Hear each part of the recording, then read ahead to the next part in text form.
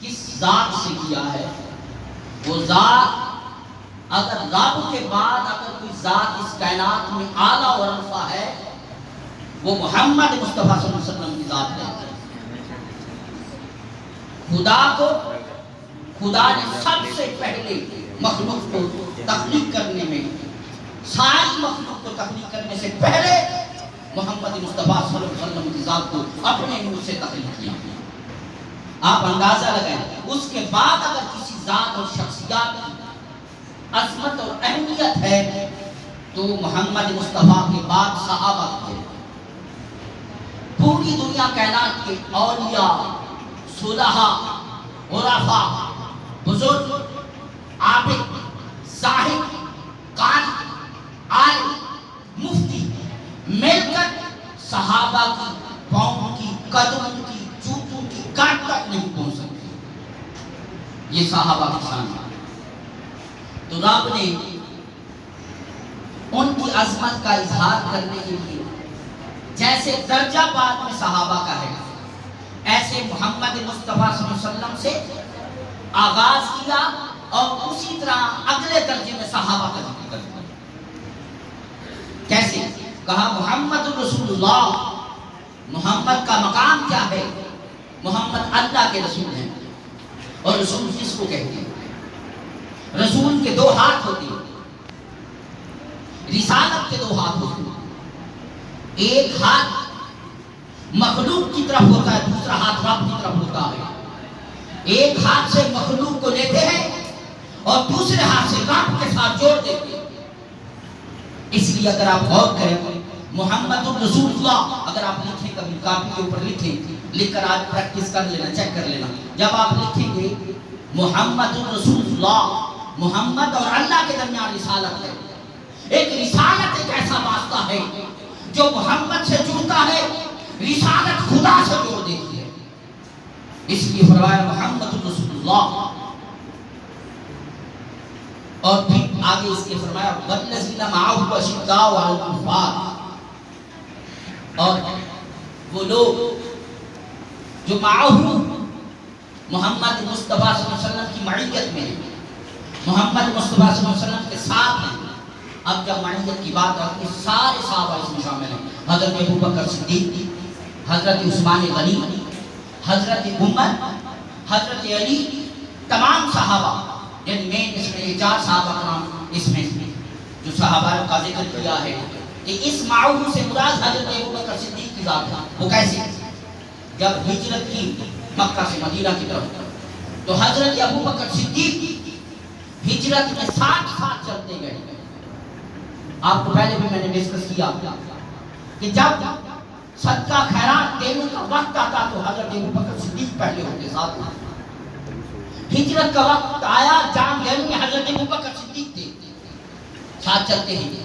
جب آپ غار کی طرف جا رہے تھے، حضرت ابوبکر صدیق کبھی آگے کبھی پیچھے، کبھی دائیں کبھی بائیں چلتے، تو آپ صلی اللہ علیہ وسلم نے پوچھا آگے پیچھے دائیں بدلنے کی وجہ؟ عرض کرتے ہیں آقا جب میں چلتا ہوں تو میرے ذہن میں خیال آتا ہے ممکن ہے کہ دشمن کسی اور سمت سے آ سکتا ہے، آپ کی جان پر وار کر سکتا ہے، میں چاہتا ہوں اس لیے فوراً سمت بدلتا ہوں کہ اگر وہ وار کرے تو میری جان پر ہو، آقا آپ کی جان پر نہ ہو۔ یہ اس لیے فرمایا والذین معہ، وہ صحابہ جو آپ صلی اللہ علیہ وسلم کے ساتھ تھے۔ پھر اگلا جملہ فرمایا اشداء علی الکفار، کہ کفار پر سخت تھے۔ اس سے مراد حضرت عمر رضی اللہ تعالیٰ عنہ کو لیا گیا۔ وہ کیسے؟ حضرت عمر رضی اللہ تعالیٰ عنہ جو ایک حکومت یا ریاست ہے، اس کی تاریخ بہت بار جلال والے آدمی تصور کیے جاتے ہیں۔ حضرت عمر رضی اللہ تعالیٰ عنہ کی کفار پر شدت کیسے کی؟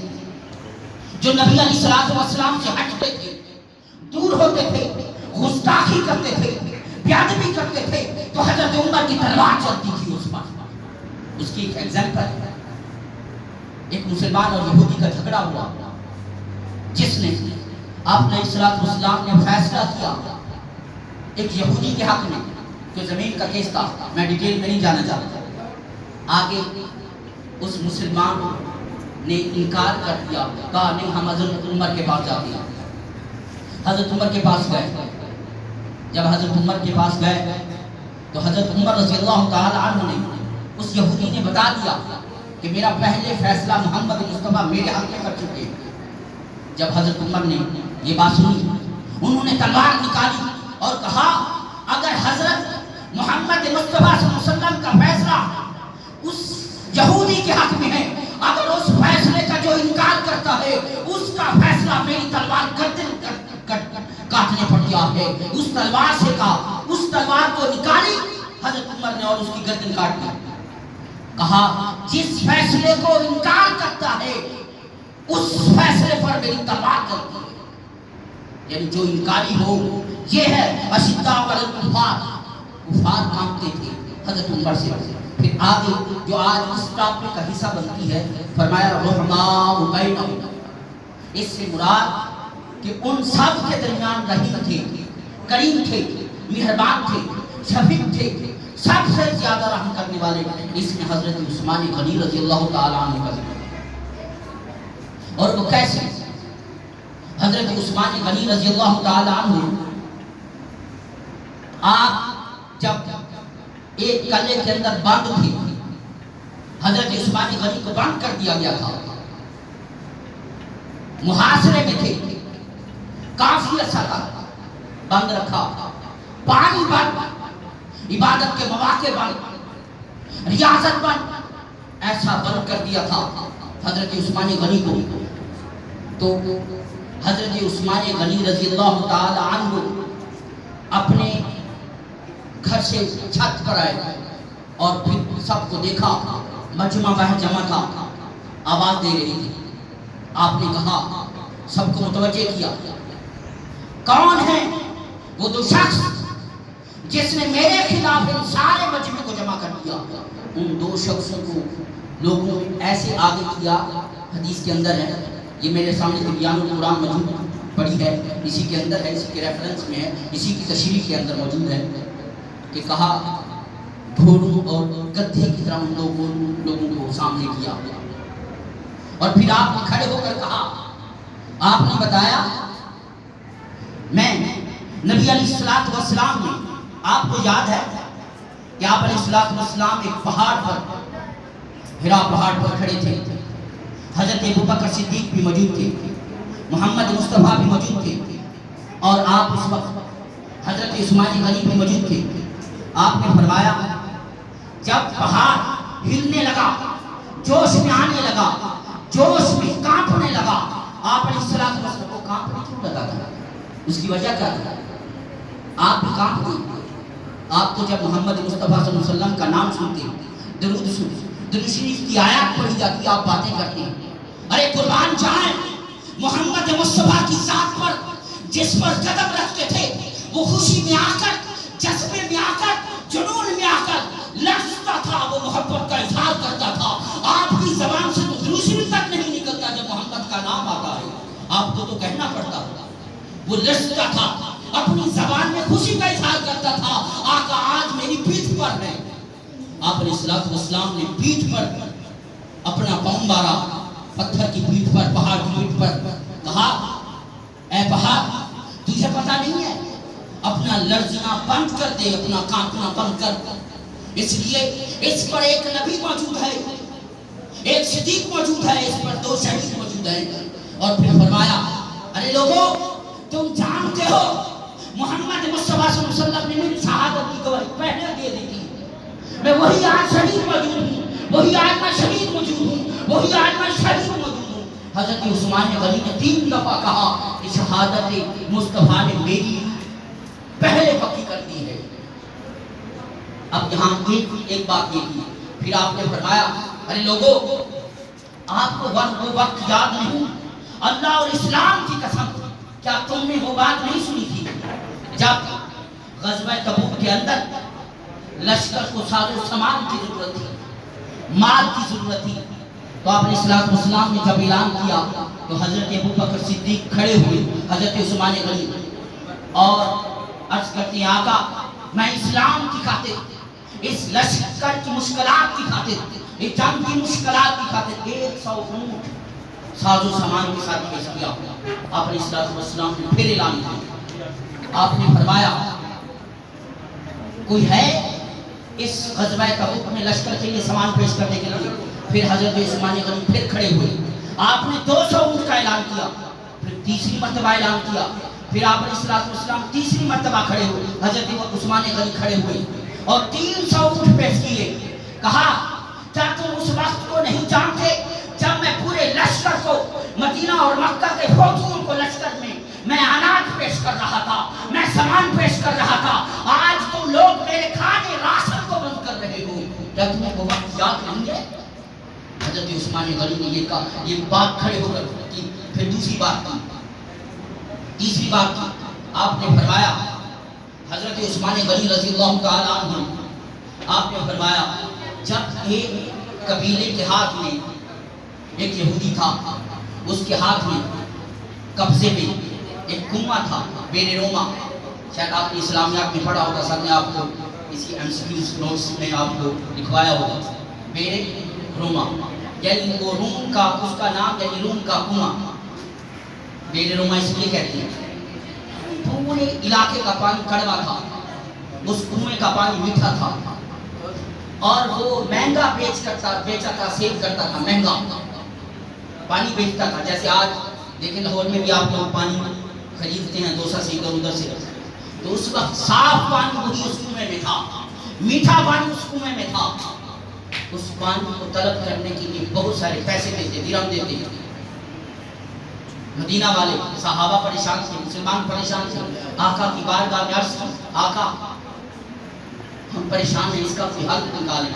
آپ نے اعلان کیا کوئی ہے جو پانی کا کنواں خرید کر دے سکے؟ حضرت عثمان غنی رضی اللہ تعالیٰ عنہ اٹھے اور 45,000 درہم کا وہ کنواں خریدا اور خرید کر ان مسلمانوں کو وقف کیا اور کہا ارے لوگوں, تمہیں اللہ اور اسلام کی قسم, کیا تم اس وقت موجود نہ تھے؟ کیا تم نے یہ بات نہ سنی تھی کہ میں نے وہ کنواں خرید کر مسلمانوں کو پیش کیا تھا؟ آج تم میرا پانی بند کرتے ہو, مجھے ایک بھوک کو ترسنے کو مجھے ترسا رہے ہو. حضرت عثمان غنی نے یہ بھی ساتھ خطاب کیا. اور پھر ایک اور بات, بڑے مزے کی بات بتا رہا ہوں, ایک عقیدہ اور یقین کی بات بتا رہا ہوں. میں اسی بات پر اختتام کرنا چاہوں گا. آپ علیہ السلام حضرت ابو اشعری رضی اللہ تعالیٰ عنہ اس کے راوی ہیں, بخاری شریف کے اندر بھی یہ حدیث موجود ہے. تو وہ فرماتے ہیں آپ علیہ السلام مختلف روایات ہیں, مختلف حدیثیں ہیں, میں ان سب کا ربا بتا رہا ہوں. ایک بات عقیدے اور یقین کی بتا کر جانا چاہتا ہوں. حضرت عثمان ابو اشعری ابو موسیٰ اشعری رضی اللہ تعالیٰ عنہ فرماتے ہیں کہ آپ علیہ السلام ایک باغ میں بیٹھے ہیں. ایک روایت میں آتا ہے کسی پانی میں بیٹھے, کنویں پر بیٹھے تھے, نیل پر, اور ایک روایت میں آتا ہے کہ آپ لکڑی, پانی اور مٹی میں ہلا رہے تھے, مختلف روایت کے اعتبار سے. لیکن باغ میں بیٹھے محمد مصطفیٰ صلی اللہ علیہ وسلم بیٹھے تھے. حضرت ابو اشعری رضی اللہ تعالیٰ عنہ نے فرمایا آپ دروازے پر بیٹھتے ہیں باغ میں. وہ فرماتے ہیں میں نے خوشی فیل کی کہ آج میں محمد مصطفیٰ کا دربان بن کر بیٹھا ہوں. محمد مصطفیٰ صلی اللہ علیہ وسلم کے دربان بننے کو بھی سعادت سمجھتے تھے صحابہ. میں نے پہلے یہودی کی بات بھی بتائی تھی کہ وہ جوتے اٹھاتے قدموں میں رکھتے تھے, جوتے اٹھا کر اپنی گود میں رکھتے تھے, یہ سعادت سمجھتے تھے. تو میں بات کر رہا تھا حضرت عثمان غنی رضی اللہ تعالیٰ عنہ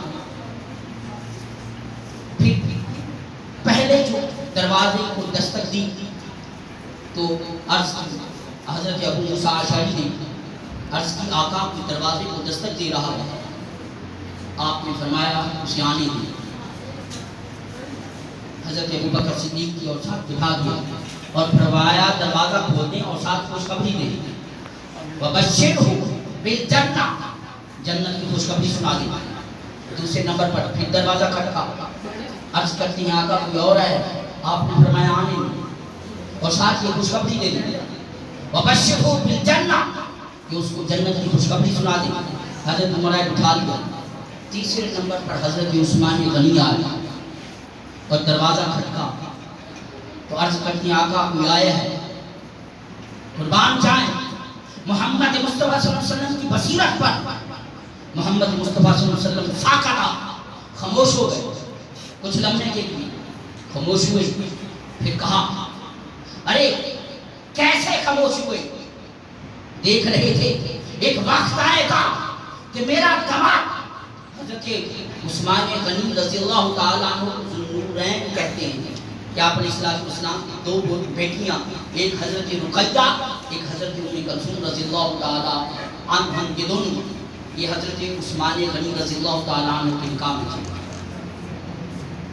تو جب اندر سے آواز آئی کہ آنے دیں، خاموش ہوئے، آنے دینے کی آواز آئی اور کہا فبشرہو بالجنہ علی البلوہ، ایک حدیث میں آتا ہے علی البلوہ، ایک میں آتا ہے مع البلوہ، یعنی مسائل تصیبہ، ایک حدیث میں ہے ستصیبہ، یعنی سین کا لفظ ہے۔ اب میں یہاں حکمت بتانا چاہتا ہوں، اب جب یہ کہا کہ آنے دیں، ساتھ کہا جنت کی خوشخبری بھی دے دیں، ارے عثمان آ رہے ہیں، جنت کی خوشخبری کے ساتھ یہ بھی بتا دیں کہ مسائب بھی آئیں گے، تکلیفیں بھی آئیں گی، اور کہا فتصیبہ پہنچیں گے۔